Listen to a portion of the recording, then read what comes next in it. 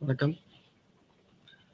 இன்று நாம் பார்க்க இருக்கக்கூடிய தலைப்பு ஒப்பீட்டு அரசியல். அது மட்டுமல்லாது, ஒப்பீட்டு அரசியல் என்றால் என்ன அப்படிங்கிறதுக்கு ஒரு தொடக்க உரை. இந்த ஒப்பீட்டு அரசியல் என்பது என்னவென்று அலசி ஆராய்ந்து பார்க்கின்ற பொழுது இதை பற்றி நிறைய புத்தகங்கள் இருக்கின்றன. இந்த மெட்டீரியல் இக்னோ மெட்டீரியலையும் பார்த்தீங்க அப்படின்னாக்கா உங்களுக்கு நல்ல மிகச்சிறந்ததாகவே கொடுக்கப்பட்டிருக்கு. கிட்டத்தட்ட ஒரு ஒரு பிஹெச்டிக்கு என்ன படிக்கணுமோ அதே லெவலில் இந்த ஒப்பீட்டு அரசியல் பற்றி ஒரு நல்ல ஒரு ஆய்வுபூர்வமாக நல்லா எழுதியிருக்கிறாங்க.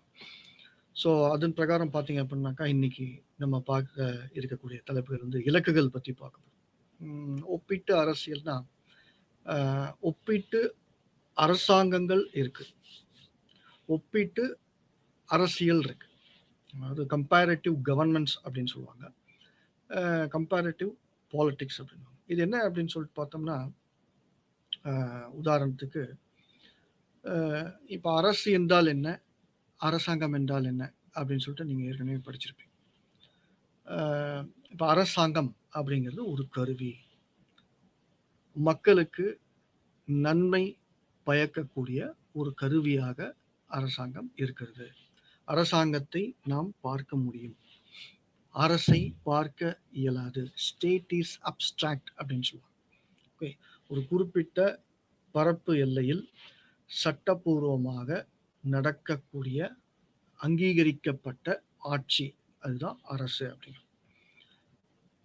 அப்ப ஒரு நாட்டினுடைய ஆட்சி எதை அடிப்படையாக வைத்து நடைபெறுகிறது என்று பார்க்கின்ற பொழுது அரசியல் சாசன சட்டங்கள் அப்படின்னு சொல்றாங்க. இந்த அரசியல் சாசன சட்டங்கள் அனைத்து நாடுகளிலும் செயல்படுகிறதா என்று பார்க்கின்ற பொழுது கண்டிப்பாக செயல்படுகிறது அப்படின்னு சொல்றாங்க. ஒவ்வொரு நாட்டுக்கும் அரசியல் சாசன சட்டம் அடித்தளம்.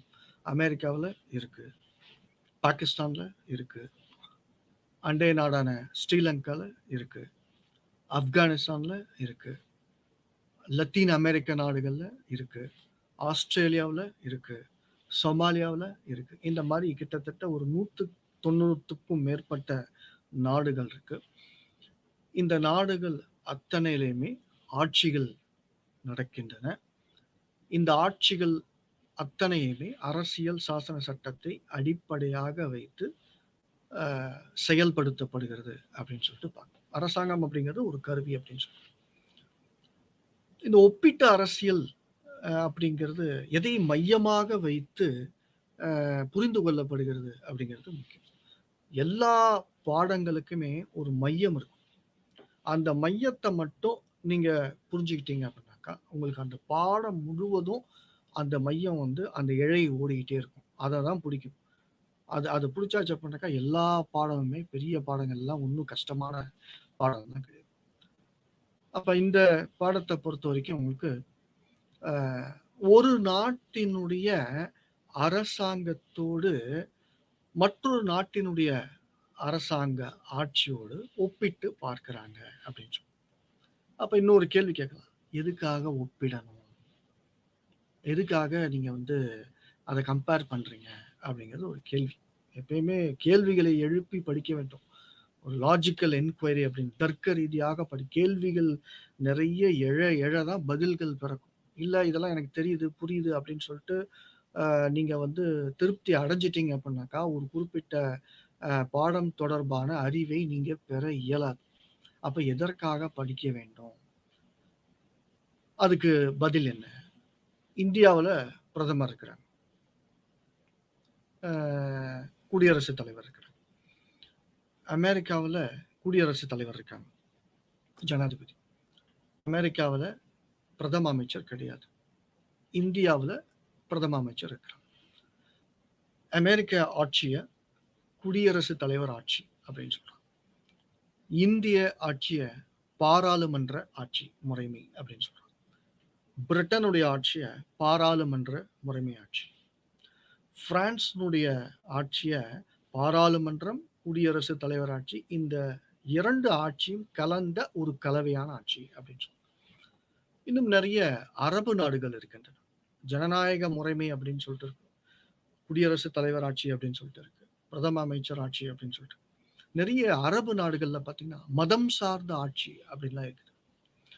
இது மாரி வந்து சர்வாதிகார ஆட்சி இருக்கு. 1920கள்ல அ இத்தாலி. அதில பார்த்தீங்கன்னா, அ ஃபாசிசம் அப்படின்னு சொல்லுவோம். 1930ல நாசிச ஆட்சி அப்படின்னு ஹிட்லருடைய ஆட்சி. பழமை காலத்திலிருந்து இடைக்காலகட்டம், அப்புறம் நவீன காலகட்டம் இதுவரைக்கும் நீங்க பார்த்தீங்க அப்படின்னாக்கா, நவீன காலகட்டத்துக்கு முன்னதாக அந்த இடைக்காலம் அப்படின்னு சொல்லுவாங்க. 5வது நூற்றாண்டு வரை பழமை காலம். 5வது நூற்றாண்டிலிருந்து அது ஏடில சொல்றேன். ஏடி. 5வது நூற்றாண்டிலிருந்து 15வது நூற்றாண்டு வரை உங்களுக்கு இடைக்காலம். அந்த 15வது நூற்றாண்டிலிருந்து இப்ப நம்ம 21வது நூற்றாண்டுல இருக்கோம். இது வந்து நவீன காலகட்டம் அப்படின்னு சொல்லுவோம். இந்த பழமை காலகட்டத்திலயும், அ இடைக்காலகட்டத்திலயும் நெறைய ஆட்சி எப்படி இருந்தது அப்படின்னாக்கா, தனிநபர் ஆட்சி, மன்னர் ஆட்சி. மன்னர் ஆட்சி மோஸ்ட்லி பெரும்பான்மையாக எவ்வாறு இருந்தது என்று பார்க்கின்ற பொழுது, ஒரு சர்வாதிகார ஆட்சியாக இருந்தது. நவீன காலகட்டத்தில அந்த மாரி வந்து ஒரு சர்வாதிகார ஆட்சி இல்லையா அப்படின்னாக்கா, அப்பயும் இருந்தது. சதாம் ஹுசேன் ஆட்சிய சொல்லலாம். அதே மாரி நெப்போலியன் ஆட்சி கூட வந்து சொல்லுவாங்க. ஹிட்லர் ஆட்சிய சர்வாதிகார ஆட்சி அப்படின்னு சொல்லுவாங்க. முசோலினுடைய இத்தாலியில ஆட்சி வந்து சர்வாதிகார ஆட்சி. ஸோ இந்த மாரி பல்வேறுபட்ட ஆட்சி முறைமைகள் ஒவ்வொரு நாட்டிலயும் வேறுபட்டு காணப்படுகிறது. அந்தந்த நாட்டினுடைய கலாச்சாரம், பண்பாடு, அரசியல், சாசன சட்டம் அந்த நாட்ட வந்து எந்த ஒரு பெரிய நாடு காலனியல் ஆதிக்கத்திற்கு உட்படுத்தி இருந்தது. அதை பொறுத்து தான், அதை மையமாக வைத்து தான் ஒரு குறிப்பிட்ட நாட்டினுடைய ஆட்சி முறைமை இருக்கும். இப்போ பிரிட்டன் கிட்டத்தட்ட 250 ஆண்டுகளுக்கு மேலாக 16வது நூற்றாண்டிலிருந்து பார்த்தீங்கன்னா, ஒரு கிட்டத்தட்ட 250லிருந்து 300 ஆண்டுகள் வரைக்கும் நம்மள இந்தியாவ ஆட்சி செஞ்சுச்சு. அதே மாரி உங்களுக்கு அமெரிக்கா என்ன ஒரு ஒரு சூப்பர் பவர் வல்லரசு நாடு அப்படின்னு சொல்றாங்க. அந்த நாடெல்லாம் வந்து காலனியல் ஆதிக்கத்திற்கு வந்து உட்படவில்லையா? உட்படுத்தப்படவில்லையா என்று பார்க்கின்ற பொழுது, அமெரிக்காவையும் காலனியல் ஆதிக்கத்திற்கும், ஏகாதிபத்தியத்திற்கும் உட்படுத்தி பிரிட்டன் வந்து ஆட்சி செய்தது. France, America, Russia, China, Portuguese, touch, Spanish இந்த மாரி பல்வேறுபட்ட வல்லரசு நாடுகள் அல்லது அ தொழிற்புரட்சியில அட்வான்ஸ்டா இருக்கக்கூடிய நாடுகள், முன்னேற்றம் சீக்கிரமாக அடைந்த நாடுகள் எல்லாமே இந்த மாரி காலனியல் ஆதிக்கத்திற்கு சிறிய நாடுகளை அல்லது வலிமை குறைந்த நாடுகளை உட்படுத்தியிருந்தன அப்படிங்கிறது உண்மை என்று பார்க்கிறோம். இது ஒரு பக்கம். சரியா? இதெல்லாம் ஒரு பக்கம் வந்து பார்த்தீங்கன்னா, நேஷனல் ஐடென்டிட்டி அப்படின்னு சொல்லுவாங்க. தேசிய அடையாளம் அப்படின்னு சொல்லுவாங்க. ஒவ்வொரு தேசத்துக்கும் ஒரு கேரக்டர் இருக்கு. இந்தியா அப்படின்னு சொல்லிட்டு பார்த்தோம்னா, ஒரு அமைதியான நாடு அப்படின்னு சொல்லுவோம். ஸ்காண்டினேவிய நாடுகள் என்று இருக்கின்றன. ஸ்வீடன், டென்மார்க், நார்வே போன்ற நாடுகள். இது இந்த 3, 4 நாடுகள் இருக்கு. ஸ்காண்டினேவிய நாடுகள். இந்த நாடுகள்லாம் பார்த்தீங்க அப்படின்னாக்கா, எந்த ஒரு போர் நடைபெற்றாலும் உலக அளவுல அந்த இதுல வந்து கலந்துக்க மாட்டாங்க. அது வந்து என்ன அப்படின்னாக்கா, நியூட்ரல் நாடுகள் என்று அழைக்கப்படுகின்றன. நியூட்ரல்னா வந்து பார்த்தீங்க அப்படின்னாக்கா, அங்கேயும் இல்லாம, இங்கேயும் இல்லாம ஒரு பாரபட்சமின்றி நியூட்ரலா இருக்கிறது. எப்படி ஒரு பைக்ல வந்து நியூட்ரல் இருந்தது அப்படின்னாக்கா, அந்த அந்த எதையும் சாராம இருக்கிறது. அந்த மாரி நாடுகள்லாம் இருக்கு. உலகத்திலே வந்து ஒரு சிறந்த நாடாக பாவிக்கப்படுவது இந்த ஸ்காண்டினேவிய நாடுகள் தான். சிறந்த நாடுகள். அதாவது எதுக்கு அப்படின்னாக்கா, அங்க வாழ்றது. இந்த மாரி ஒவ்வொரு நாட்டிலயும் அதனுடைய அரசியல், அதனுடைய ஆட்சி முறைமை இருக்கு. இதுல எது சிறந்தது? சிறந்த ஆட்சி முறை எந்த நாட்டுல ஒரு சிறந்த ஆட்சி முறை நடக்குது? அந்த ஆட்சி முறைய ஒப்பிட்டு பார்ப்பதின் மூலமாக, சிறந்த ஆட்சி முறையை பல நாடுகளில், பெரும்பான்மையான நாடுகள்ல அந்த ஆட்சி முறைய பின்பற்ற வேண்டும் அப்படிங்கிற ஒரு நோக்கத்திற்காக உருவாக்கப்பட்ட பாடம் தான் இந்த ஒப்பீட்டு அரசியல். இல்லையா? இல்ல இந்தியா இங்க இருக்குது. நம்ம எதை கூடயும் ஒப்பிட வேணாம். சைனா கூட ஒப்பிட வேணாம். பாகிஸ்தான் கூட ஒப்பிட வேணாம். ஸ்ரீலங்கா கூட ஒப்பிட வேணாம். அமெரிக்கா கூட ஒப்பிட வேணாம். நம்ம நமக்கு இருக்கக்கூடிய இந்த பிரிட்டிஷ் அரசியல் சாசன சட்டம் மட்டும், அதுலருந்து பெரும்பான்மையா இருக்கக்கூடிய சட்டங்கள மட்டும் நம்ம பின்பற்றலாம். அப்படின்னு சொல்லிட்டு இதுக்கு பேரு வந்து ஐசோலேட்டட் அப்படின்னு சொல்லுவாங்க. ஐசோலேட்டட் அப்படின்னாக்கா, ஒரு தனித்துவமா இருக்கிறது, தனிச்சு நிக்கிறது. இந்த உலக நாடு, இந்த உலக நாட்டினுடைய அமைப்பு, சர்வதேச அமைப்பு என்று பார்க்கின்ற பொழுது, வாசுதெய்வ குடும்பகம் அப்படின்னு சொல்லுவாங்க சமஸ்கிருதத்துல. ஒரே உலகம் அப்படிங்கிறது சொல்லுவாங்க. எல்லா நாடுகளும் எல்லாமும் பெற்று வாழ வேண்டும். ஒரு நாட்டினுடைய ஆட்சி முறைமை சிறந்ததாக இருக்கின்ற பட்சத்தில், அந்த நாட்டில் செயல்படக்கூடிய அரசியல் சாசன சட்டத்தில் இருக்கக்கூடிய சிறப்பு அம்சங்களை ஒப்பிட்டு பார்த்து, அதை குறிப்பிட்ட பல நாடுகளுக்கு செயல்படுவதன் மூலமாக ஒரு சிறந்த ஆட்சி முறையை நாம வந்து பார்க்க முடியும். சிறந்த ஆட்சி முறை எதற்கு பார்க்கணும்? மக்கள் சிறப்பாக இருக்க வேண்டும். மக்கள் அடிப்படை தேவைகள் அனைத்தும் வந்து பூர்த்தி செய்யாக வேண்டும். அது மாரி அவங்களுக்கு உண்டான சுகாதாரம், கல்வி போன்ற விஷயங்கள் எல்லாத்துக்குமே எல்லாமே கிடைக்கணும். அப்ப அது ஒரு சிறந்த ஆட்சி முறையின் மூலமாக தான் முடியும். அப்ப இது கம்பேரேட்டிவ் பாலிடிக்ஸ் அப்படின்னு சொல்லிட்டு பார்க்கிறப்ப, இந்த ஒப்பீட்டு அரசியல் என்று பார்க்கின்ற போது, இதுதான் எசன்ஸ். இதுதான் மையம். ஸோ அதனுடைய இலக்குகள் என்னென்ன அப்படின்னு சொல்லிட்டு நம்ம பார்க்க போறோம். அதனுடைய இயல்பு மற்றும் பரப்பு எல்லை, இந்த ஒப்பீட்டு அரசியலினுடைய இயல்புகள் என்னென்ன, அதனுடைய பரப்பு எல்லை அப்படின்னு சொல்லிட்டு பார்க்குறப்ப, ஸ்கோப் அதில என்னென்ன படிக்க போறோம். ஆம் அரசாங்கம், ஒப்பீட்டு அரசாங்கம் மற்றும் அரசியல், வரலாற்று ரீதியான வளர்ச்சி 19வது, 20வது நூற்றாண்டுகள்ல என்னென்ன மாதிரியான மாற்றங்கள் ஏற்பட்டன உலக அளவுல. அது மாரி டெவலப்மென்டலிசம் அப்படின்னு சொல்லுவாங்க. வளர்ச்சித்துவம் அப்படின்னு சொல்லுவாங்க. அப்புறம் உலகமயமாக்கல் உங்களுக்கே தெரியும். தாராளமயமாக்கல், குளோபலைசேஷன், லிபரலைசேஷன், பிரைவேட்டைசேஷன் அப்படின்னு சுதந்திரமயமாக்கல் அப்படின்னு சொல்லிட்டு. அதன் பிறகு பல்வேறுபட்ட கோட்பாடுகள், ஆராய்ச்சிக்குரிய கோட்பாடுகள் இந்த பாடத்திட்டத்துல புகுத்தப்பட்டு, ஒரு சிறந்த ஆட்சி முறை என்னவாக இருக்கக்கூடும் அப்படிங்கிறதுக்கு பல்வேறுபட்ட ஆராய்ச்சிகளையும் பண்ணி, அதுக்கு பிறகு நிறைய புத்தகங்களும், நிறைய பிஹெச்டி ஆராய்ச்சி கட்டுரைகளும் வெளியே வந்திருக்கு பாத்தீங்கன்னா. இதனுடைய 2ஆம் பாகத்துல உங்களுக்கு அதையும் நம்ம பார்க்க போறோம். நடத்தியல், பின் நடத்தியல், ஒப்பீட்டு ஆராய்ச்சி அப்படின்னு சொல்லிட்டு பார்க்கணும். அதுக்கப்புறம் அந்த ஆராய்ச்சி முறைமையில உங்களுக்கு வந்து இந்த ஒப்பீட்டு அரசியல் இருக்கக்கூடிய ஒருங்கிணைந்த சிந்தனை முறைமை பத்தி நம்ம படிக்க போறோம். பரிசோதனை முறைமை அப்படின்னு சொல்லிட்டு பார்க்கணும். நிகழாய்வு முறைமை அப்படின்றத பத்தி படிக்க போறோம். புள்ளியியல் முறைமை, ஸ்டாட்டிஸ்டிக்கல் அனாலிசிஸ் அதை பத்தி படிக்க போறோம். குவிமைய ஒப்பிடல், வரலாற்று முறைமை அப்படின்னு சொல்லிட்டு நம்ம படிப்போம். ஸோ இப்ப இலக்குகள் என்று பார்க்கின்ற பொழுது நான் 2 பாகமா பிரிச்சுக்கிறேன். முதல் பாகத்துல நான் வந்து இந்த ஒப்பீட்டு அரசியல் மற்றும் அரசாங்கத்தினுடைய இலக்குகள் என்னென்ன, இலக்குகள் வந்து நான் ஏற்கனவே குறிப்பிட்டுள்ளது போல சிறந்த ஆட்சி முறைமை எது அப்படின்னு சொல்லிட்டு. இன்னைக்கு இருக்கிற காலகட்டத்துல உங்களுக்கு ஒரு அமெரிக்கா வந்து ஒரு பெரிய வல்லரசா இருக்கு. கிட்டத்தட்ட 18வது நூற்றாண்டினுடைய இறுதி காலகட்டத்திலிருந்து 21வது நூற்றாண்டினுடைய தொடக்க காலகட்டம் வரை இப்போ வரைக்கும் பாத்தீங்கன்னா ஒரு அமெரிக்கா அப்படின்னாக்கா ஒரு வல்லரசு.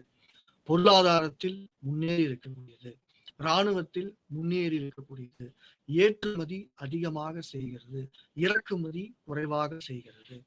எந்த ஒரு நாடு ஏற்றுமதி அதிகமாக செய்கிறதோ அந்த நாட்டுக்கு வல்லரசு தன்மை அதிகமாக இருப்பதற்கு வாய்ப்பு இருக்கிறது.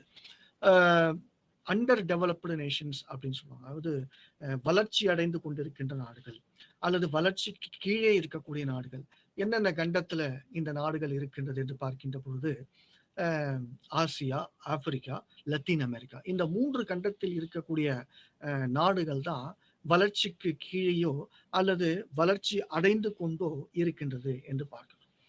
இதனால வந்து இந்த இந்த கண்டங்களில் இருக்கக்கூடிய இந்த நாடுகளில் இருக்கக்கூடிய ஆட்சி முறைமைகள், அரசியல் சாசன சட்டங்கள், மக்களுடைய பண்புகள், மக்களுடைய இயல்புகள் என்று பார்க்கின்ற பொழுது அதிக அளவு ஆராய்ச்சி செய்யப்படவில்லை என்றுதான் இன்னைக்கு இருக்கக்கூடிய நிலவரம். அப்போ வளர்ச்சி அடைந்த நாடுகள் எப்படி இருக்குது? அமெரிக்கா வளர்ச்சி அடைந்த நாடு, பிரான்ஸ் வளர்ச்சி அடைந்த நாடு, ரஷ்யா வளர்ச்சி அடைந்த நாடு, சைனா வளர்ச்சி அடைந்த நாடு, பிரிட்டன் வளர்ச்சி அடைந்த நாடு, கனடா வளர்ச்சி அடைந்த நாடு, ஜப்பான் வளர்ச்சி அடைந்த நாடு, ஆஸ்திரேலியா வளர்ச்சி பெற்றிருக்கக்கூடிய நாடு. இந்த மாதிரி நாடுகளில் எப்படி இவங்க வந்து அவங்களுடைய ஆட்சி முறைமையில என்னென்ன சிறப்பு அம்சங்கள்லாம் இருக்கு அப்படிங்கிற விஷயங்கள கம்பேர் பண்றாங்க, ஒப்பிட்டு நோக்குறாங்க. இலக்கு என்று பார்க்கின்ற பொழுது ஒரு விஷயம் தான். நல்ல ஆட்சி, சிறந்த ஆட்சி, மக்கள் எல்லாமும் பெற்று வாழ வேண்டும். சுகாதாரம் மேம்பட வேண்டும். கல்வித்திறன், அ கல்வி அறிவு மேம்படுத்த வேண்டும். ஹியூமன் டெவலப்மென்ட் இண்டெக்ஸ்ன்னு சொல்லுவாங்க. அது மாரி பெண்கள் கல்வி, பெண்கள் சார்ந்த விழிப்புணர்ச்சி, குழந்தைங்களுக்கு வந்து நல்ல கல்வி, இது எல்லாமே கிடைக்கணும் அப்படின்னாக்கா, அந்த ஆட்சி முறைமை சரியாக இருக்க வேண்டும்.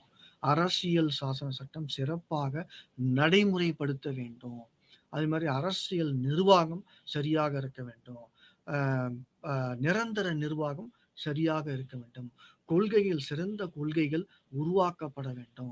அந்த சிறந்த கொள்கைகள் பாராளுமன்றத்திலோ அல்லது சட்டசபையிலோ உருவாக்கப்பட்டாலும், அதை நடைமுறைப்படுத்துவது என்பது யார் கையில இருக்கு அப்படின்னாக்கா, நிரந்தர நிர்வாகிகள் கையில இருக்கு. நிரந்தர நிர்வாகிகள்னு யாரு அப்படின்னு சொல்லி பார்த்தோம்னா, பியூரோக்ராட்ஸ் அப்படின்னு சொல்லுவாங்க. IAS officer, IPS. ஸோ இலக்குகள் என்று பார்க்கின்ற போது இது. இந்த ஒப்பீட்டு அரசியல் அரசாங்கம் அப்படிங்கிறதோட இயல்பு என்ன என்று பார்க்கின்ற போது, என்னுடைய நேச்சர் அப்படின்னு சொல்லிட்டு பார்க்குறப்ப, ஒவ்வொரு நாட்டினுடைய அரசியல் சட்டத்தினுடைய சிறப்பு பண்புகள் அப்படின்னு சொல்லிட்டு பார்க்கணும். இப்ப அமெரிக்காவுல நீங்க வாழ்ந்தீங்கன்னா, உங்களுக்கு இரட்டை குடியுரிமை உண்டு.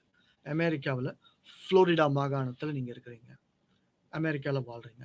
அப்ப அமெரிக்காவுக்குன்னு ஒரு குடியுரிமை. நீங்க புளோரிடா மாகாணத்துல இருக்கிறீங்க அப்பன்னா, அதுக்கு ஒரு குடியுரிமை. இரட்டை குடியுரிமை உலகத்திலேயே வேற எங்கேயும் கிடையாது. அமெரிக்காவுல இருக்கு. இதே சான் பிரான்சிஸ்கோல இருக்கீங்க, கலிஃபோர்னியால இருக்கீங்க, நியூ ஜெர்சில இருக்கீங்க, வாஷிங்டன் டிசில இருக்கீங்க, நார்த் கரோலினால இருக்கிறீங்க, சவுத் கரோலினால இருக்கிறீங்க. அப்ப அதுக்கு ஒரு அந்த மாகாணத்திற்கு என்று ஒரு குடியுரிமை உங்களுக்கு வழங்கப்பட்டுள்ளது. அதே மாதிரி அமெரிக்காவில் இருக்கீங்க இல்லையா, அதுக்கு ஒரு குடியுரிமை. ஆனா இந்தியாவில் ஒற்றை குடியுரிமை ஆட்சி. சரி, ஒற்றை குடியுரிமை, சிங்கிள் சிட்டிசன்ஷிப் அப்படின்னு சொல்றோம். இன்னொரு பாத்தீங்க அப்படின்னாக்கா, இதுல அமெரிக்கா எதுக்கு அமெரிக்கா சொல்ல வரோம் அப்படின்னாக்கா, இன்றைக்கு இருக்கிற காலகட்டத்துல ஒரு பெரிய வல்லரசா இருக்கக்கூடியது அமெரிக்கா தான் அப்படின்னு சொல்லிட்டு ஒரு பக்கம் அதை சாடுகின்றவர்களும் இருக்கிறாங்க. ரஷ்யா, சைனா, கியூபா போன்ற கம்யூனிச நாடுகள்லாம் பார்த்தீங்கன்னா அதை சாடுவது இருக்கு. அதாவது இன்றைய காலகட்டம் வரைக்கும் 2008 நிகழ்த்தப்பெற்ற அல்லது அரங்கேறிய உலக அரங்கில் அரங்கேறிய உலக நிதி சிக்கல், அந்த நிதி சிக்கல் அப்ப அமெரிக்காவில் மட்டும் மொத்தம் 13 பேங்க் க்ளோஸ் பண்ணிட்டாங்க, மூடிவிட்டாரு. ஆனா இந்தியாவில் மூடல, நிறைய நாடுகள் தப்பிச்சுக்கிச்சு. அப்ப வந்து அமெரிக்கா வல்லரசு நாடுங்கிறீங்க, அந்த நாட்டுல 13 பேங்க க்ளோஸ் பண்ணிருக்கீங்க, அப்ப எப்படி அது வல்லரசு நாடாகும் அப்படின்னு கேள்வி கேட்கிறவங்களும் இருக்கிறாங்க, சாடுகின்றவரும் இருக்காங்க. ஆனாலும் சிறப்பு பண்புகள் என்று பார்க்கின்ற போது ஒவ்வொரு நாட்டில் இருக்கக்கூடிய ஆட்சி முறைமையிலையும் நிறைய விஷயங்கள் இருக்கு. இப்போ உதாரணத்துக்கு அமெரிக்காவில் மாண்டஸ்கியூ அப்படிங்கிற ஒரு தத்துவ ஞானி அவர்களால் எழுதப்பட்ட புத்தகம் ஸ்பிரிட் ஆஃப் லாஸ் அப்படின்னு சொல்லுவாங்க. சட்டங்களுடைய ஒரு உயிர் அல்லது சட்டங்களின் சக்தி அப்படின்னு. அதுல ஒரு என்ன எழுதிருக்காங்க அப்படின்னாக்கா, ஆங்கிலத்துல சொல்றேன், செக்ஸ் அண்ட் பேலன்சஸ் அப்படின்னு சொல்லிட்டு ஒரு குறிப்பிட்ட கருத்தை வந்து அதுல படிக்கிறார். செக்ஸ் அண்ட் பேலன்சஸ், தடுப்பான்கள், தமிழ்ல சொல்றோம் தடுப்பான்கள் அப்படின்னு கூட சொல்லுவாங்க. பேலன்சஸ் அப்படின்னாக்கா சமன் செய்யக்கூடிய அப்படின்னு சொல்லிட்டு நீங்க, அப்ப அது அமெரிக்காவில் அது இருக்குது. லார்ட் ஆக்டன் சொல்லுவாங்க, சக்தி எந்த இடத்தில் இருக்கின்றதோ, ஒரே இடத்தில் இருக்கின்றதோ அந்த இடத்தில் ஊழல் கண்டிப்பாக இருக்கும்.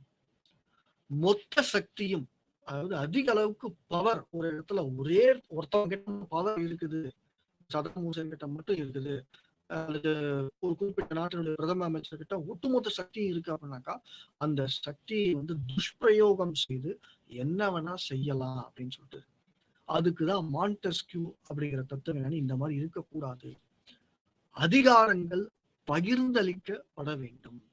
சட்டத்துறை இருக்கு, நிர்வாகத்துறை இருக்கு, நீதித்துறை இருக்கு. இன்னொரு சொல்லணும், இதுல வந்து இந்த ஒப்பீட்டு அரசாங்கத்திலையும் ஒப்பீட்டு அரசியலையும் நம்ம படிக்கக்கூடிய முக்கியமான விஷயங்கள் எதை சுத்தி வரும் அப்படின்னு சொல்லிட்டு, நிர்வாகத்துறை, நீதித்துறை. அப்போ அமெரிக்கால பாத்தீங்கன்னா இந்த தடுப்பான்கள் மற்றும் சமன் செய்யும் அமைப்புகள் அப்படின்றது செக்ஸ் அண்ட் பேலன்ஸ்.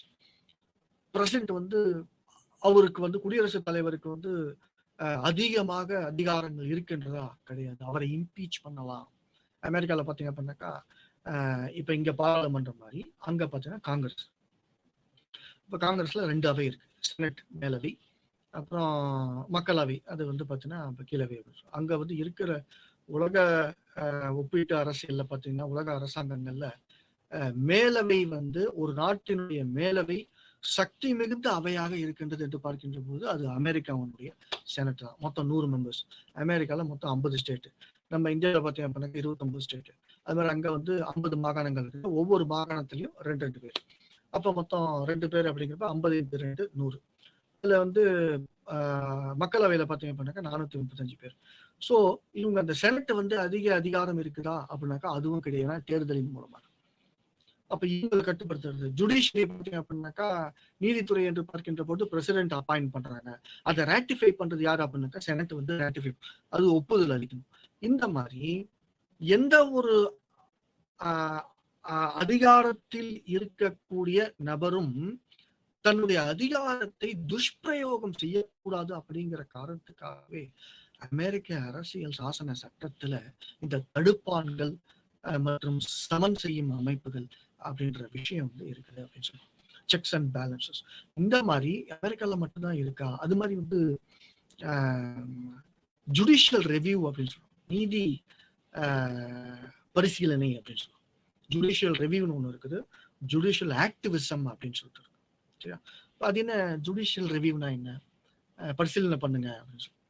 அதாவது ஒரு நாட்டினுடைய பாராளுமன்றம் ஒரு குறிப்பிட்ட சட்டத்தை இயற்றுகின்ற போது அந்த சட்டமானது அரசியல் சாசன சட்டத்திற்கு எதிராக இருக்கின்ற பட்சத்திலோ அல்லது மக்களுக்கு எதிராக இருக்கின்ற பட்சத்திலோ அந்த அரசியல் சாசன சட்டத்தை செல்லாது என்று அறிவிப்பதற்கு நீதித்துறைக்கு உரிமை உண்டு. இதுதான் ஜுடிஷியல் ரெவியூ. இல்ல இந்த சட்டம் சரியில்லை, இந்த சட்டத்தை மாத்துங்க, மக்களுக்கு எதிராக இருக்கு, சட்ட ஒழுங்கு சீர்கெற்றும், அமைதி வந்து சரிந்து விடும், நிலை குலைந்து விடும், இந்த சட்டத்தை மாத்தி போடுங்க. ஒரு குறிப்பிட்ட பாலிசி, ஏதாவது ஒரு பாலிசி வந்து பார்த்து இப்போ நிறைய விஷயங்கள் இருக்கு. இப்போ ஜல்லிக்கட்டு கால இப்போ அந்த மாதிரி இப்போ ஒரு அந்த இஷ்யூலாம் இருக்கு. ஒரு குறிப்பிட்ட இதில் வந்து பார்த்தீங்கன்னா பாரம்பரியமா எங்களுக்கு வந்து இந்த விளையாட்டு இருக்குது, அதில் இந்த விளையாட்டு இருந்துதான் ஒன்று எங்களுடைய கலாச்சாரம் சம்பந்தப்பட்ட விஷயம் அப்படின்னு சொல்லிட்டு.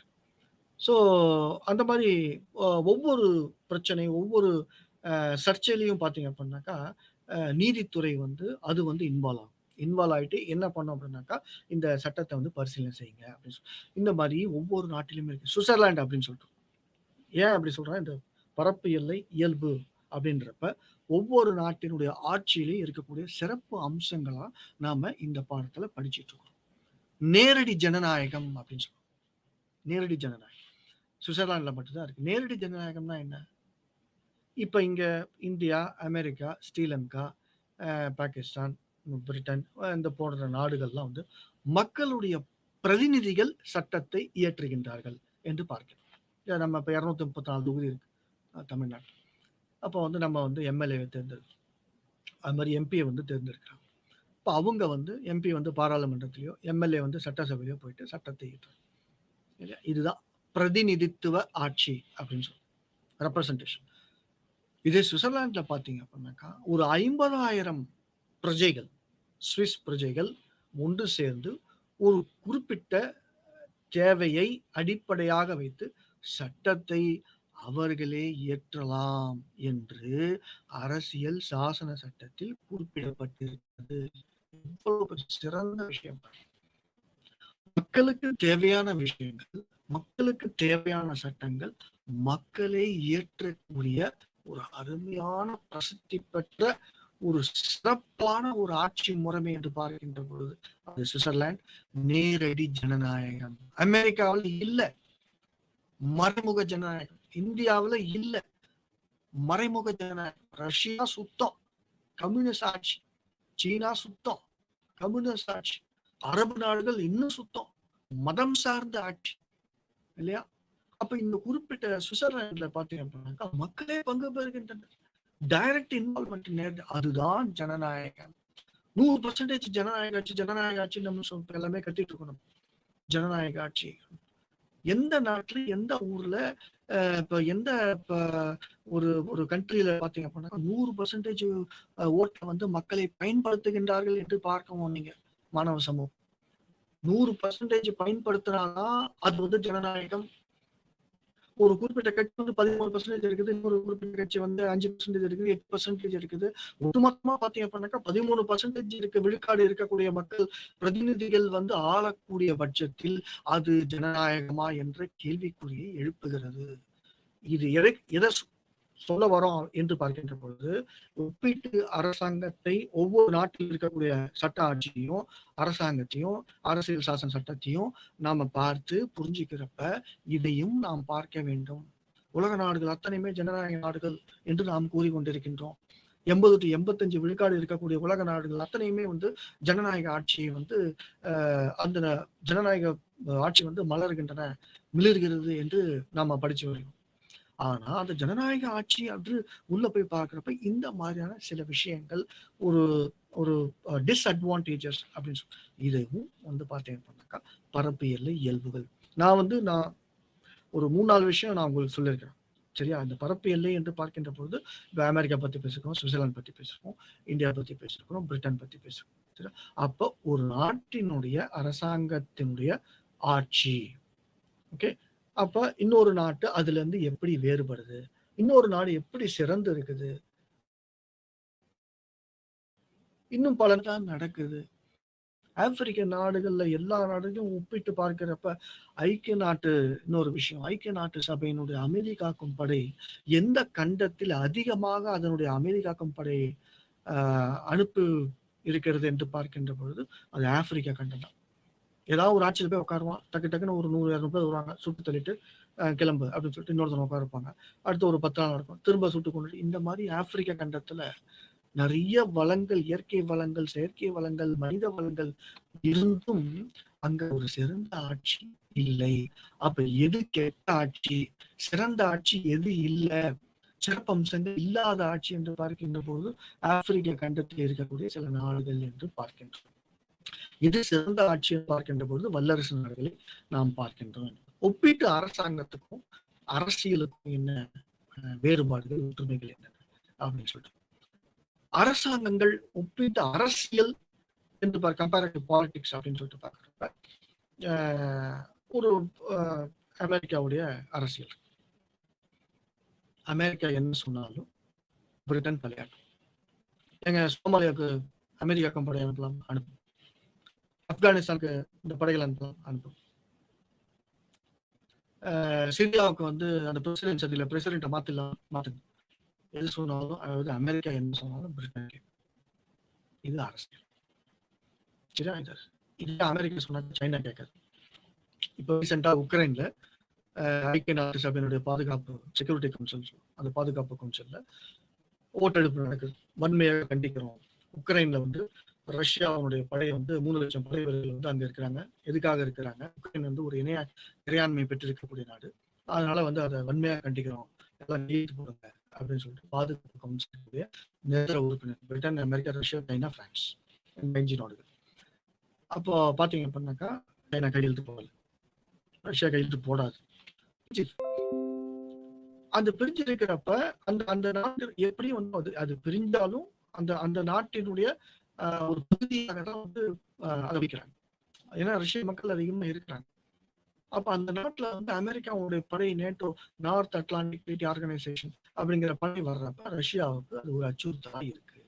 அதனால என்ன பண்றாங்க, யுக்ரைன் வார்ன் பண்றாங்க, அவன்கிட்ட அமெரிக்கா கிட்ட வச்சுக்காத, இல்ல முடியாது அப்படின்றான். இப்ப இவன் வந்து ரஷ்யா வந்து தன்னுடைய மாகாணமாக இருந்திருக்கக்கூடிய அந்த உக்ரைனை பாதுகாப்பதற்கும் அங்க இருக்கக்கூடிய ரஷ்ய மக்களை பாதுகாப்பதற்கும் இதெல்லாம் வந்து ஒப்பீட்டு அரசியல் அப்படின்னு சொல்லிட்டு. ஓகே, ஒப்பீட்டு அரசியல் இந்தியாவுக்கும் இப்போ உதாரணத்துக்கு சொல்ல போனாக்கா சொல்றேன், அமெரிக்காவுக்கும் ரஷ்யாவுக்கும் ஆகாது. ஏன்னா அமெரிக்கா கேபிட்டலிஸ்ட் நாடு, ரஷ்யா கம்யூனிஸ்ட் நாடு. அமெரிக்காவுக்கும் சைனாவுக்கும் ஆகாது, ஏன்னா சைனா கம்யூனிஸ்ட் நாடு. அமெரிக்காவுக்கும் கியூபாவுக்கும் ஆகாது, ஏன்னா அது வந்து பார்த்தீங்கன்னாக்கா கியூபா அப்படிங்கிறது ஒரு கம்யூனிஸ்ட் நாடு. இந்தியா வந்து நடுநிலையான நாடு. இந்தியாவுக்கும் ரஷ்யாவுக்கும் ஓகே செல்லும்.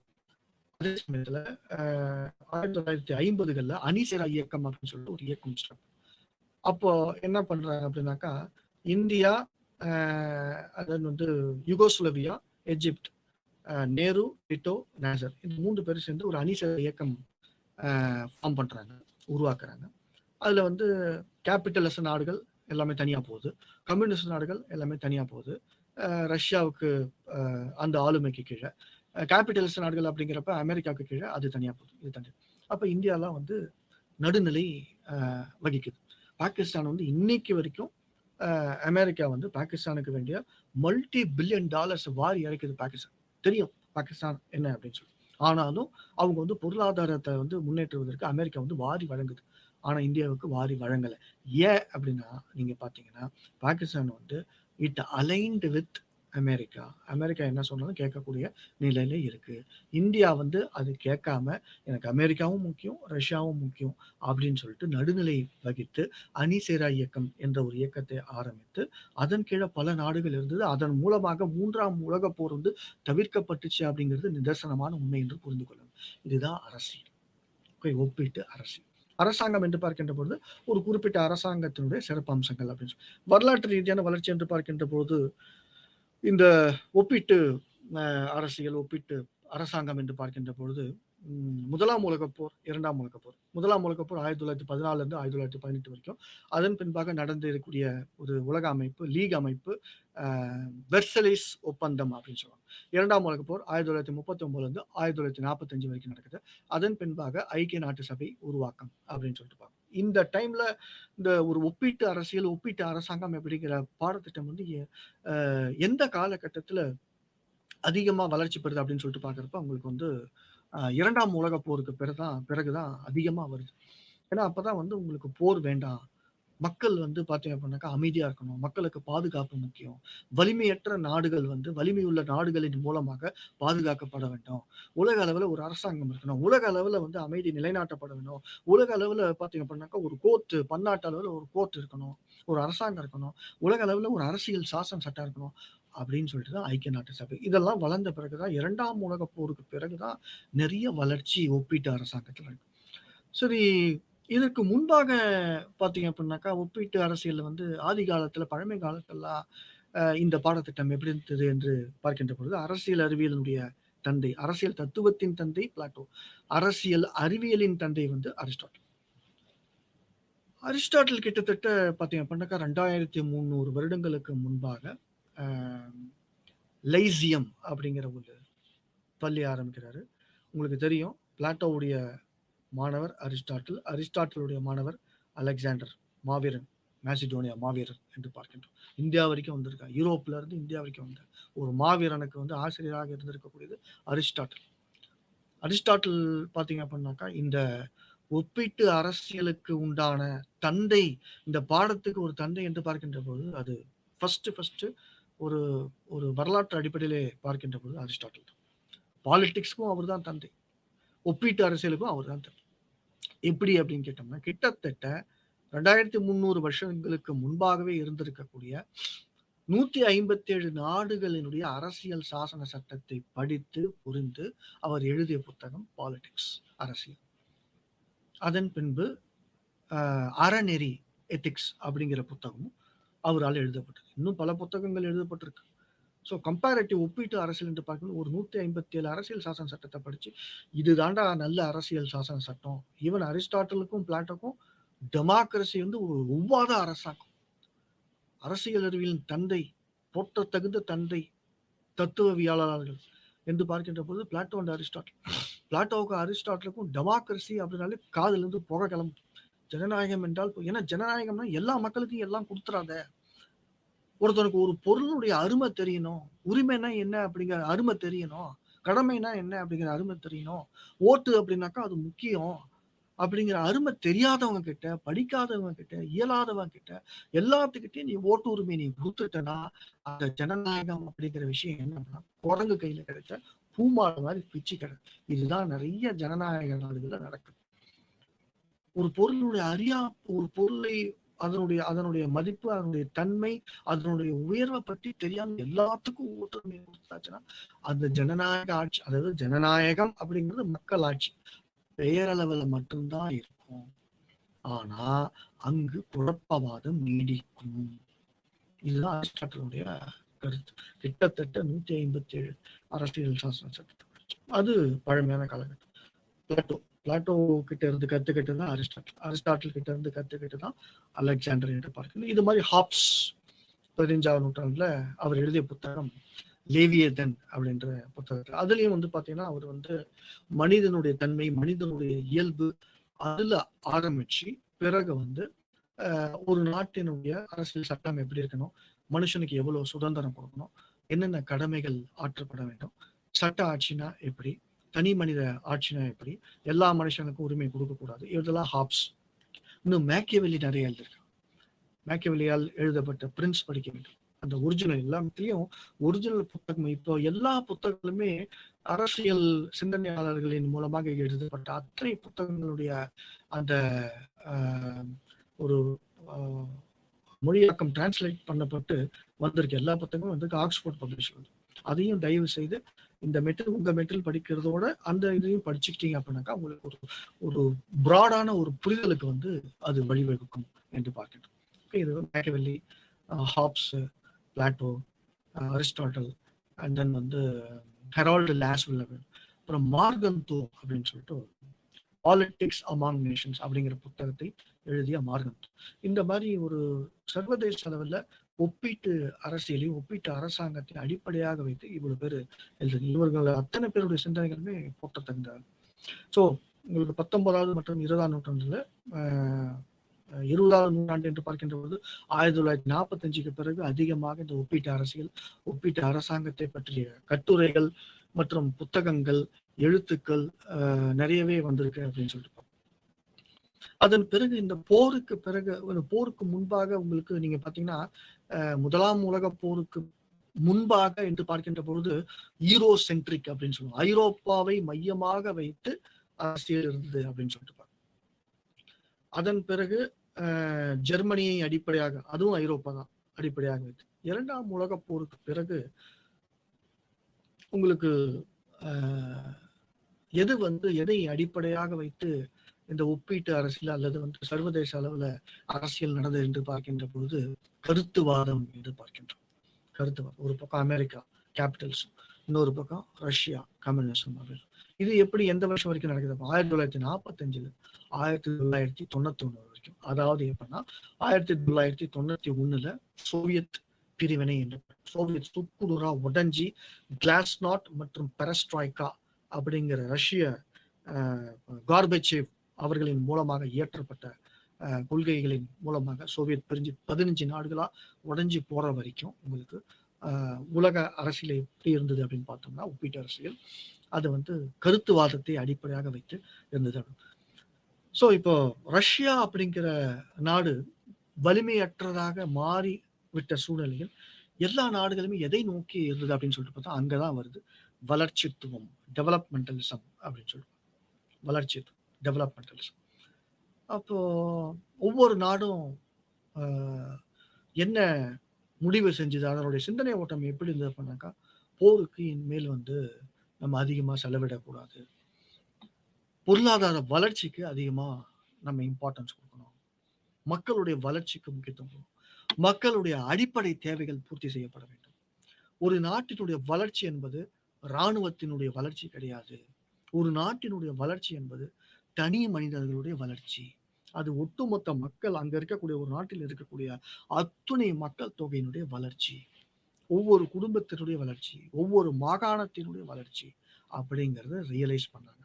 அப்ப பொருளாதாரம், பர்ச்சேசிங் கெப்பாசிட்டி, மொத்த உற்பத்தி, ஒரு நாட்டினுடைய மொத்த உற்பத்தி, ஒரு நாட்டினுடைய ஏற்றுமதி, ஒரு நாட்டினுடைய ஃபெரா அப்படின்னு சொல்லுவாங்க. ஃபெரா இந்த sense sorry foreign exchange currency rate. இன்னைக்கு வந்து நிறைய நாடுகள்ல அந்த ஃபாரின் எக்ஸ்சேஞ்ச் இருந்தாதான் ஒரு நாட்டினுடைய பொருளாதார வளர்ச்சி அதிகமா இருக்கும்.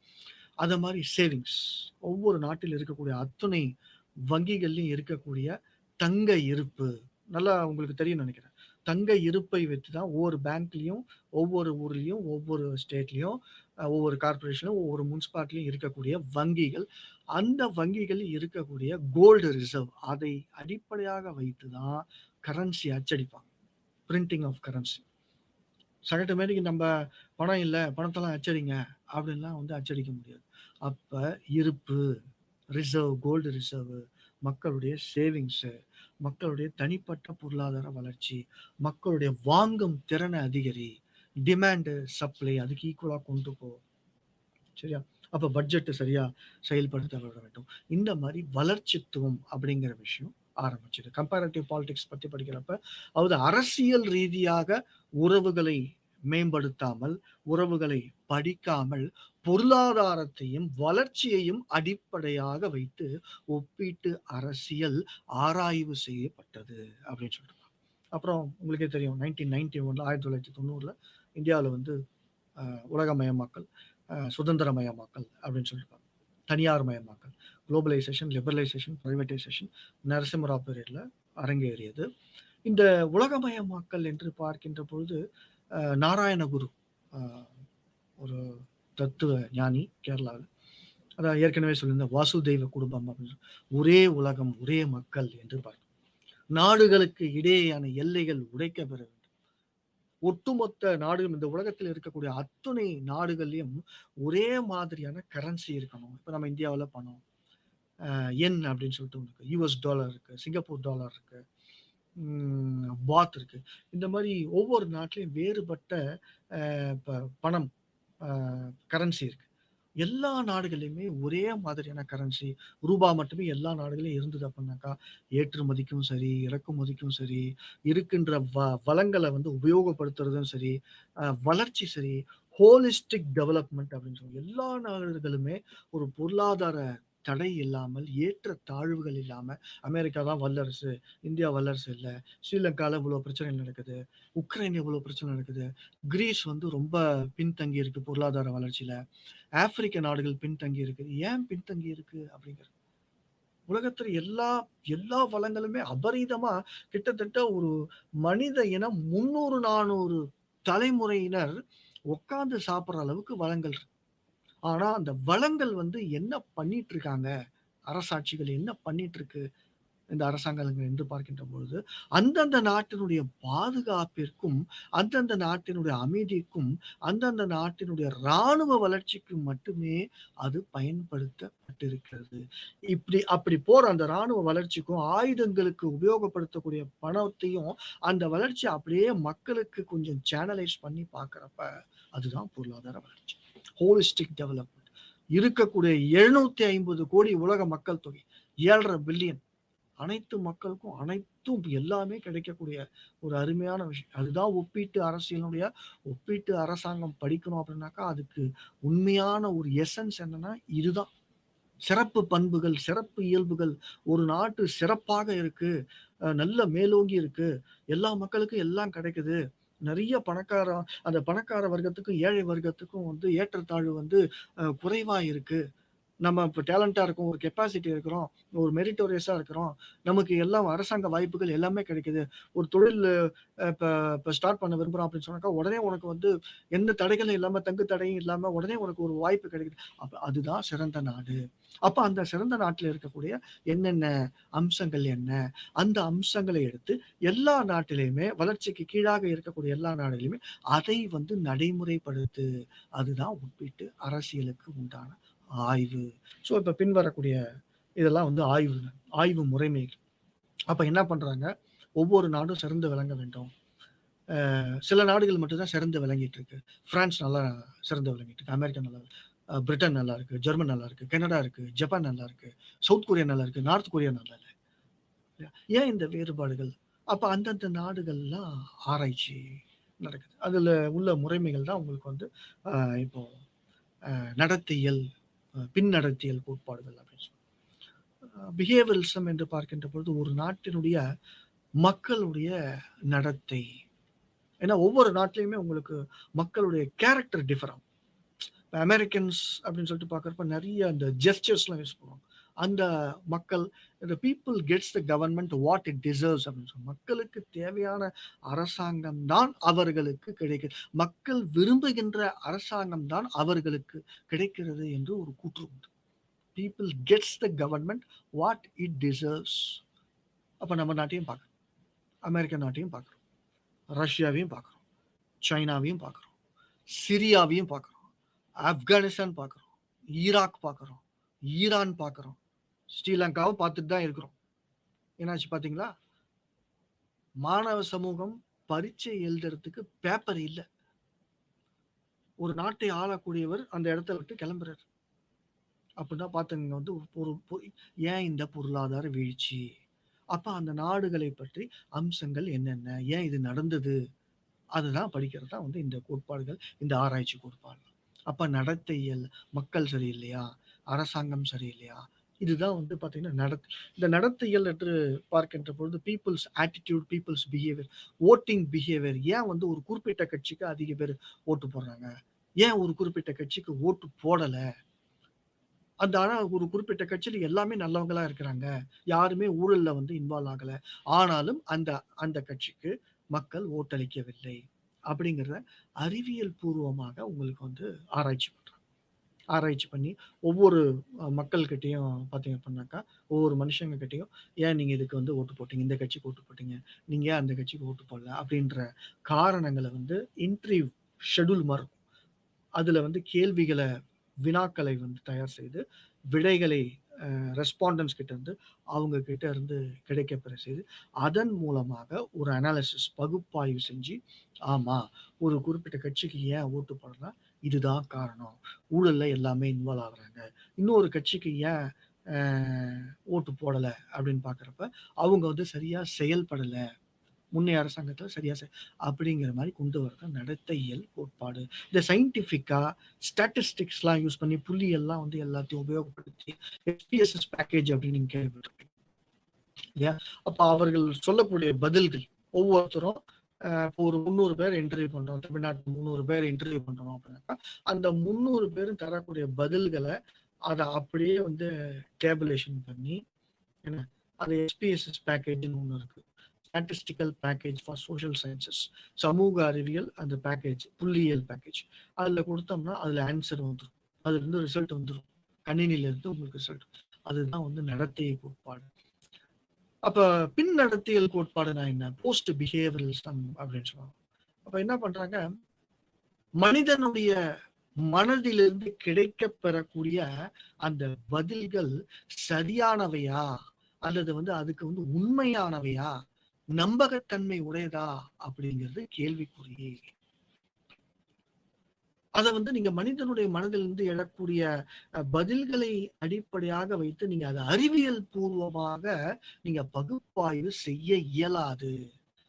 அப்ப என்ன பண்றேன்னா மாறாக என்ன ஒரு நாட்டுல என்ன பிரச்சனை நடக்கு, relevance and action, relevance and action அப்படின்னு சொல்லி. ரெலவன்ஸ்னா எதோடு தொடர்புடையது, இப்ப இன்னைக்கு இந்த நாட்டுல என்ன பிரச்சனை பாரு, இந்தியாவில எல்லா மக்களுக்கும் கல்வி அறிவு கிடைச்சிருக்கா, எல்லாத்துக்கும் கல்வி அறிவை கிடைக்க வைக்கிறதுக்கு என்ன பண்ணணும், ரெலவன்ஸ் அண்ட் ஆக்ஷன். ஓகே, இப்ப இருக்கக்கூடிய என்ன பிரச்சனை, ஏதாவது ஒரு பிரச்சனை இருக்கு, இந்தியா முழுக்க குடிசைகளே இருக்கக்கூடாது, இந்தியா முழுக்க இருக்கக்கூடிய 1.38 பில்லியன் பாப்புலேஷன் கல்வி அறிவு பெற்றவங்களா இருக்கணும், எல்லாமே அடிப்படை தேவைகள்லாம் பூர்த்தி செய்து வாழ்வாங்க வாழ்க்கை வேணும், அதுக்கு என்ன பண்ணணும், அதுக்கு என்ன ஆக்ஷன் எடுக்கணும். இதுதான் வந்து போஸ்ட் பிஹேவியரலிசம் அப்படின்னு சொல்லுவோம், பின் நடத்தையியல் கோட்பாடு. சரியா? சயின்டிபிக்கா அனலைஸ் பண்ண முடியாது, அறிவியல் பூர்வமா நீ அனலைஸ் பண்ண முடியாது. இந்த மாதிரி ஒவ்வொரு நாட்டில் இருக்கக்கூடிய மக்களுடைய முக்கிய பிரச்சனைகளை அலசி ஆராய்ந்து அதற்கு தகுந்த நடவடிக்கைகளை எடுத்து நிவர்த்தி செய்ய வேண்டும் ஒவ்வொரு நாட்டிலையும். அப்ப நிவர்த்தி செய்கின்ற பட்சத்தில் அந்த ஒரு நாடு ஒரு தனி நாடாக நிற்கிறது. அப்ப அந்த நாட்டுல நீங்க வந்து எப்படி நிவர்த்தி பண்ணீங்க, என்னென்ன நடவடிக்கை எடுத்தீங்க அப்படிங்கிறத நீங்க வந்து பல நாடுகளுக்கு நீங்க வந்து தெரிவிக்க வேண்டும். எப்படி தெரிவிப்பீங்க? ஆராய்வு கட்டுரைகள் மூலமாக தெரிவிப்பீங்க அப்படின்னு சொல்லுவாங்க. ஸோ சமூக ரிசர்ச்சர்ஸ்ல நீங்க பாத்தீங்க அப்படின்னாக்கா சமூக அறிவியல் ஆராய்ச்சியில் நிறைய ஆராய்ச்சி இருக்கு. மொத்தம் ஆராய்ச்சி சமூக அறிவியல் 2, அறிவியல் ஆராய்ச்சி அப்படின்னு சொல்லி. ஓகே, அறிவியல் ஆராய்ச்சி சயின்டிபிசம் அப்படின்னு சொல்லி. சயின்டிபிசம். இன்னொன்று வந்து வந்து பழமைவாதம், அறிவியல் வாதம். இப்போ பழமைவாதம் என்று பார்க்கின்ற பொழுது பிலசாபிக்கலா இருக்கிறது, தத்துவ ரீதியாக பண்றது. அது மாதிரி ஒரு நாட்டினுடைய இப்போ கிரேக்க நாட்டில் ஆதி காலத்திலேயே வந்து 2300 வருஷத்துக்கு முன்பாகவே ஜனநாயகம் அப்படிங்கிறது 1789க்கு அப்புறம் தான் ஜனநாயகம் வந்து மலர்ந்தது அப்படின்னு சொல்லிட்டு நம்ம நினைச்சிட்டு இருக்கோம். பிரெஞ்சு புரட்சிக்கு அப்புறம் ஜனநாயகம்லாம் வந்துச்சு கிடையாது. 2300 வருடங்களுக்கு முன்பாகவே கிரேக்க நாட்டுல ஜனநாயகம் இருந்தது. மக்களுடைய எண்ணங்கள், மக்களுடைய சிந்தனைகள், மக்களுடைய குரல்கள் ஓங்கி ஒலித்தன. சட்டத்தை இயற்றுவதற்கு ஓங்கி ஜனநாயகம் கிரேக்கத்துல இருந்திருக்கு. இப்ப இதெல்லாம் எப்படி கண்டுபிடிக்கிறாங்க பண்ணாக்கா, பிளாட்டோவுடைய ரிப்பப்ளிக் ஸ்டேட்ஸ்மேன் லாஸ் படிக்கிறாங்க. அரிஸ்டாட்டிலுடைய பாலிடிக்ஸ் எத்திக்ஸ் அந்த புத்தகங்கள்ல குறிப்பிடப்பட்டிருக்கு. அது மாதிரி சிசரோவுடைய புத்தகங்கள்ல குறிப்பிடப்பட்டிருக்கு. இந்த மாதிரி நிறைய புத்தகங்கள் இருக்கு. பார்த்த சாஸ்திரம் இருக்கு, ராமாயணம் இருக்கு, மகாபாரதம் இருக்கு, நிறைய மாதிரி விஷயங்கள், நிறைய புத்தகங்கள் இருக்கு. இந்த மாதிரி இதெல்லாம் வந்து பழமைவாத ஆராய்ச்சி. அரிஸ்டாட்டில் உண்மையாகவே அலெக்சாண்டருக்கு வாத்தியாரா இருந்தாரா? இதை எப்படி நீங்க ஆராய்ச்சி பண்ணுவீங்க? அறிவியல் ரீதியாக ஆராய்ச்சி பண்ண முடியாது. அப்ப பழமைவாதம் எடு, புத்தகத்தை எடு, அரிஸ்டாட்டோட புத்தகத்தை எடு, பிளாட்டோவுடைய புத்தகத்தை எடு, இல்ல அந்த காலகட்டத்துல பித்தாகரஸ் எல்லாம் வாழ்ந்திருக்காங்க, அவங்களுடைய புத்தகத்தை எடுத்து பார்க்கறப்ப ஆமா அலெக்சாண்டருக்கு இவர் வந்து கல்வி பயிற்று வச்சிருக்காங்க. அப்ப இதெல்லாம் வந்து பாத்தீங்கன்னா உங்களுக்கு பழமைவாத ஆராய்ச்சி. புதிய ஆராய்ச்சி, அறிவியல்வாத ஆராய்ச்சி என்ன அப்படின்னா என்ன அப்படின்னு பாக்குறப்ப, உதாரணத்துக்கு இப்ப மதுரை மாவட்டம். மதுரை மாவட்டத்துல குடிசை வாசிகள், குடிசையில் இருக்கக்கூடிய மக்களுக்கு அவங்களுடைய அடிப்படை தேவைகள் வந்து நிவர்த்தி செய்யப்படுகிறதா, அரசாங்கத்தின் மூலமாக வந்து அது தீர்த்து வைக்கப்படுகிறதா அப்படின்னு ஒரு ஆராய்ச்சி இருக்கு.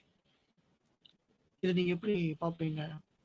எப்படி போயிட்டு நீங்க குடிசைவாசிகள்லாம் வந்து எல்லாமே பெற்று பேசிக் அமெனிட்டிஸ்லாம் எல்லாத்துக்குமே குடி தண்ணி, இருக்க இடம், வந்து உண்ண உணவு எல்லாமே கிடைக்குது அப்படிங்கிறது எப்படி நீங்க ஆராய்ச்சி பண்ணுவீங்க? இதை புத்தகத்துல வச்சு நீங்க ஆராய்ச்சி பண்ண முடியாது. அப்ப எங்க இறங்கணும்? களம் இறங்கணும். இதுக்கு பேர் தான் வந்து ஃபீல்டு ஸ்டடி அப்படின்னு. அப்ப மதுரையில எங்க குடிசைவாசிகள் இருக்காங்களோ அங்க போவோம். எல்லா குடிசைவாசிகளும் உதாரணத்துக்கு ஒரு 2 லட்சம் பேர், 1 லட்சம் பேர் குடிசைவாசிகள் இருக்காங்க. 1 லட்சம் பேரையும் நீங்க வந்து நேர்காணல் பண்ண முடியாது. ஒரு பானை சோத்துக்கு ஒரு சோறு பழம். அதுதான் ஆராய்ச்சி. சரியா? சாதம் பொங்கிட்டு இருக்கு, வெந்துச்சா இல்லையா அப்படின்னு சொல்லிட்டு பாக்குறதுக்கு ஒரு அரிசி எடுத்து பார்ப்பீங்க. அப்ப அது வெந்துருச்சுன்னா அந்த பானையில இருக்கிற அரிசி எல்லாமே சாதம் ஆயிடுச்சு அப்படின்னு சொல்லிட்டு. இதுதான் ஆராய்ச்சி. ஆராய்ச்சியுடைய மையம் இது. அப்ப 1 லட்சம் பேர் இருக்காங்கன்னா ஒரு 300 அல்லது 500 பேர் அல்லது ஒரு 1000 பேரை நேரடியாக சென்று அந்த குடிசைகளில் சென்று அந்த மக்கள் இடத்துல உங்களுக்கு வந்து ரேஷன் கார்டு வச்சிருக்கீங்களா, இல்லை உங்களுக்கு வந்து குடி தண்ணீர் சரிவர கிடைக்கிறதா, டெய்லி 3 வேளை வந்து நீங்கள் உணவு உண்கிறீர்களா, உடுத்த உடை இருக்கிறதா, கல்வி வந்து உங்க வீட்டில் எத்தனை பேர் படிச்சுட்டு இருக்கிறாங்க, எந்த ஸ்கூல்ல படிக்கிறாங்க, எவ்வளவு ஃபீஸ் நீங்க கட்டுறீங்க, உங்களை பார்க்கறதுக்கு அரசியல் நிர்வாகம் வராங்களா, இந்த மாதிரியான கேள்விகள்லாம் ஒரு 10, 15, 20, 35 கேள்விகள் எழுப்பி ஒரு 300 பேர்கிட்ட, குடிசைவாசிகள் கிட்ட நீங்க பதில்களை கலெக்ட் பண்ணி அதை கம்ப்யூட்டர்ல அதை டைப் பண்ணி அதை ஏற்றி அதன் மூலமாக கிடைக்க பெறக்கூடிய விலை பயன்கள். அப்புறம் என்ன அப்படின்னாக்கா, ஆமா இந்த மக்களுக்கு வந்து பாத்தீங்கன்னா ஒரு 60 விழுக்காடு எல்லாமே கிடைக்கப்பட்டிருக்கு, 40 விழுக்காடுக்கு வந்து அருந்துவதற்கு வந்து உணவு இல்லை, இல்ல குடி தண்ணீர் வந்து 20 விழுக்காடு வந்து மதுரை மாவட்டத்துல குடி தண்ணீர் வந்து சரியா எங்களுக்கு கிடைக்கல அப்படின்னு சொல்றாங்க. இதெல்லாம் இவங்கள ஆராய்ச்சியாளர்களா சொல்ல கிடையாது. அந்த 300 பேர் கிட்ட, குடிசைவாசிகள் கிட்ட ஆராய்ச்சி பண்ணி அவங்க கிட்ட நேர்காணல் செய்து அவங்க கிட்ட அந்த கேள்வித்தாள்களை கொடுத்து பதில்கள் அவங்க கொடுக்கிற விஷயங்களை அதை ரிப்போர்ட்டா தயார் பண்ணணும். பிஹெச்டிங்கிறது ஒரு பெரிய விஷயம் கிடையாது. இதுதான் பிஹெச்டி. இப்ப நான் சொன்னேன் இல்லையா, இதுதான் பிஹெச்டி. அப்ப அறிவியல்வாத ஆராய்ச்சி அப்படின்னாக்கா கண்ணால் பார்ப்பது. சரியா? ஒரு இடத்துல ஒரு பிரச்சனை இருக்குன்னாக்கா அந்த பிரச்சனையை கண்ணால பார்த்து அங்க இருக்கக்கூடிய மக்கள் சமூகத்தை நேர்காணல் முறையின் மூலமாக அவங்க கிட்ட விடைகளை தெரிஞ்சு அதன் மூலமாக அரசாங்கத்துக்கோ அல்லது குறிப்பிட்ட பல்கலைக்கழகத்துக்கோ கல்லூரிக்கோ அந்த அறிக்கையை வந்து தயார் செய்து நீங்க அவ்வளவுதான் டாக்டர். அது ஒரு 150 பக்கத்து. இதுதான் சமூக அறிவியல்ல நடைபெறக்கூடிய ஆராய்ச்சி. அப்ப இதுல வந்து ஒப்பீட்டு அரசியல்ல பாத்தீங்க அப்படின்னாக்கா உங்களுக்கு அரசாங்கம் சிறந்து செயல்படுது. சாக்ரட்டிஸ் காலத்துல இருந்து கேள்விகள் கேட்கப்படுகிறது. சாக்ரட்டிஸ் எந்த புத்தகமும் எழுதல. ஆனா அவர் என்ன பண்ணுவார்னா எல்லா கிரேக்க நாட்டுல இருக்கக்கூடிய வீதிகள், ஏதென்ஸ் மாநகரத்துல இருக்கக்கூடிய வீதிகள்ல நடைப்பயணமா சென்று ஆட்சி சிறப்பாக இருக்கிறதா, அரசியல் சாசன சட்டம் சரியாக நிறைவேற்றப்படுகிறதா, மக்களுக்கு எவ்வளவு சுதந்திரம் வேணும், இந்த மாதிரி கேள்விகளை எழுப்புவார். அந்த கேள்விகள் அதிகமாக கேட்டதுனாலேயே ஒரு மனுஷன் உயிர் போனுச்சு அப்படின்னாக்கா அது முதல் உயிர் சாக்ரட்டிஸோட உயிர். அது ஒரு பக்கம். இந்த மாதிரி ஆராய்ச்சிக்கு பல முறைமை இருக்கு, பரிசோதனை முறைமை இருக்கு, கேஸ் ஸ்டடி மெத்தட் அப்படின்னு சொல்லுவாங்க. ஒரு குறிப்பிட்ட இடத்துல மட்டும் அதிகமா ஜாதி கலவரம் நடக்குது, மத கலவரம் நடக்குது அப்படின்னாக்கா அந்த குறிப்பிட்ட வில்லேஜ் எடுத்துக்கிட்டு அல்லது ஒரு டவுனை மட்டும் எடுத்துக்கிட்டு அதை மட்டும் ஃபோக்கஸ் பண்ணி படிக்கிறது அப்படிங்கிறது கேஸ் ஸ்டடி மெத்தட், நிகழாய்வு முறைமை அப்படின்னு சொல்லுவோம். பரிசோதனை முறைமை என்று பார்க்கின்ற பொழுது பொது நிர்வாகத்தில் எல்டன் மேயோ அப்படின்னு சொல்லுவோம். சமூக அறிவியல்ல மனுஷங்களை வச்சு நம்ம ஆராய்ச்சி பண்ண முடியுமா? அறிவியல்ல வந்து ஆராய்ச்சி பண்றாங்க. இப்ப 2 மூலக்கூறு ஹைட்ரஜன் எடுத்துக்கொண்டு 2 மூலக்கூறு ஆக்சிஜன் எடுத்துக்கொண்டு அதை அதை வந்து வினைப்படுத்துகின்ற பொழுது H2O உருவாகுது. இதை நம்ம கண்ணால பார்க்கிறோம், ஆக்சிஜனை பார்க்கிறோம், ஹைட்ரஜனை பார்க்கிறோம். இது வந்து இந்தியாவில மட்டும் கிடையாது, ஆஸ்திரேலியால பண்ணாலும் இதுதான் நடக்குது. அதே மாதிரி உங்களுக்கு வந்து ஆராய்ச்சி வந்து பரிசோதனை ஆராய்ச்சி நீங்க பண்ண முடியுமா அப்படின்னு பாக்குறப்ப எல்டன் மேயோ அப்படிங்கிற பொது நிர்வாக வல்லுநர் அமெரிக்காவில் சிகாகோவில் ஒரு கம்பெனியை எடுத்துக்கிட்டு அந்த கம்பெனியில மனுஷங்கள் எல்லாம் வந்து அந்த கம்பெனியில இருக்கக்கூடிய ஃபேக்டரியில ஒர்க் பண்ணக்கூடிய ஒர்க்கர்ஸ்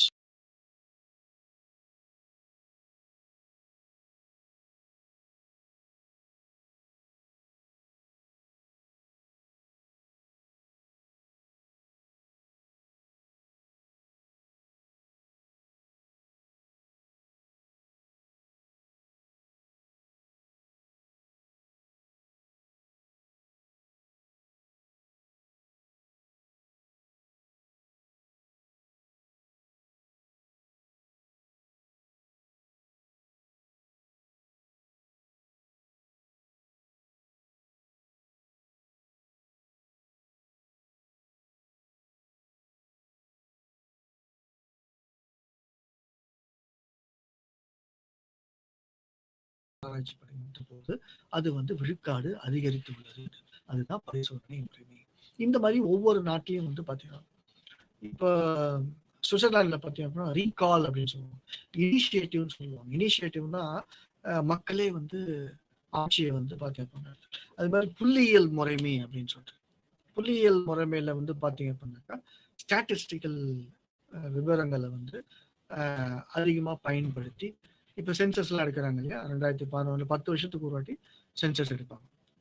அது மாதிரி வந்து இப்ப சென்சஸ்ல பார்த்தோம்னா நிறைய புள்ளியியல் முறைமைகள் வந்து statistical package for social science, அது மாதிரி குவிமைய ஒப்பிடல், குவிமையில ஃபோக்கஸ்டு ரிசர்ச் அப்படின்னு சொல்லுவாங்க. ஃபோக்கஸ்டு ரிசர்ச் ரிசர்ச்னா இந்தியாவில் இருக்கக்கூடிய அரசாட்சி முறைமை, அமெரிக்காவில் இருக்கக்கூடிய அரசாட்சி முறைமை ரெண்டுத்தையும் ஒப்பிட்டு நோக்கிப்பாங்க. அது மாதிரி வரலாற்று முறைமை அப்படிங்கிறது இப்ப பிரிட்டன்ல இருக்கக்கூடிய நிறைய அரசியல் சார்ந்த சட்டங்கள் இந்தியாவில் இருக்கிறதுனாலதான் பாராளுமன்ற அரசாங்க முறை இங்க இருக்கு. அது மாதிரி வந்து அமெரிக்கால பாத்தீங்க அப்படின்னாக்கா அது இல்ல. அது அமெரிக்காவையும் பிரிட்டன் தான் ஆட்சி செஞ்சது, இந்தியாவும் பிரிட்டன் தான் ஆட்சி செஞ்சது. அப்ப அது என்ன? அப்ப வரலாற்று ரீதியாக இருக்கக்கூடிய புத்தகங்கள் எல்லாத்தையுமே எடுத்து அதன் மூலமாக ஆராய்ச்சி செய்யறது.